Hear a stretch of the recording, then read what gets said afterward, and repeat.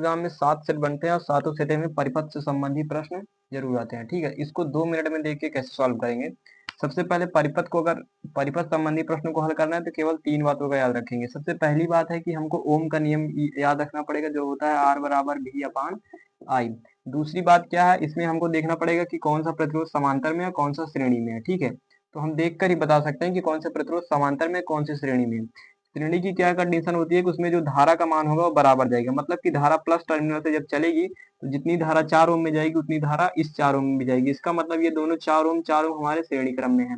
जबकि समांतर क्रम की क्या कंडीशन होती है, धारा का मान अलग अलग जाएगा। जब धारा यहाँ पर पहुंचेगी तो कुछ धारा इस 8 ओम में जाएगी, कुछ धारा इस 8 ओम में जाएगी। इसका मतलब कि धारा का मान अलग अलग है, इसका मतलब ये समांतर क्रम में है। ठीक है, तो समांतर क्रम और श्रेणी क्रम का जोड़ने, प्रतिरोधों को जोड़ने का एक नियम होता है। अगर श्रेणी क्रम में होंगे तो R बराबर R1 प्लस R2 कर देंगे, मतलब कि जितने प्रतिरोध हमारे श्रेणी में होंगे उनको जोड़ देंगे डायरेक्ट।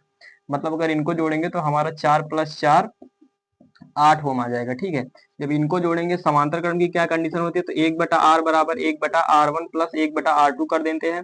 ठीक है, तो 1/R1 1/R बराबर हो जाएगा 1/8 प्लस 1/8।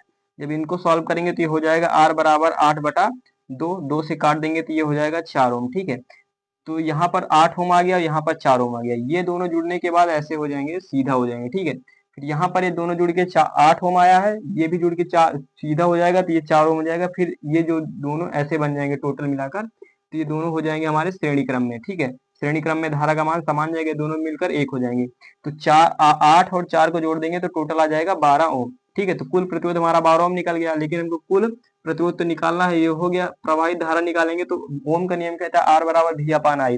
भी का मान 6 वोल्ट दिया है और आर का मान हमको पता है। ठीक, आई बराबर हो जाएगा हमारा भी बटा आर। ठीक, आई बराबर जब भी बटा आर करेंगे तो 6 बटा हमारा हो जाएगा 12।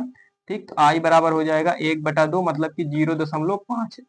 आई मतलब धारा का मात्रक होता है एम्पियर। ठीक, यही आंसर हो जाएगा। तो 2 मिनट में ऐसे सॉल्व कर सकते हैं। अगर वीडियो अच्छा लगा तो लाइक एंड सब्सक्राइब। धन्यवाद।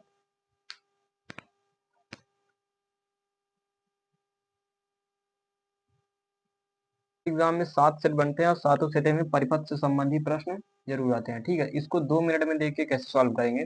सबसे पहले परिपथ को, अगर परिपथ संबंधी प्रश्न को हल करना है तो केवल 3 बातों का याद रखेंगे। सबसे पहली बात है कि हमको ओम का नियम याद रखना पड़ेगा, जो होता है आर बराबर भी अपान आई। दूसरी बात क्या है, इसमें हमको देखना पड़ेगा कि कौन सा प्रतिरोध समांतर में है, कौन सा श्रेणी में है। ठीक है, तो हम देख कर ही बता सकते हैं कि कौन सा प्रतिरोध समांतर में, कौन सी श्रेणी में है। श्रेणी की क्या कंडीशन होती है कि उसमें जो धारा का मान होगा वो बराबर जाएगा, मतलब कि धारा प्लस टर्मिनल से जब चलेगी तो जितनी धारा 4 ओम में जाएगी उतनी धारा इस 4 ओम में भी जाएगी। इसका मतलब ये दोनों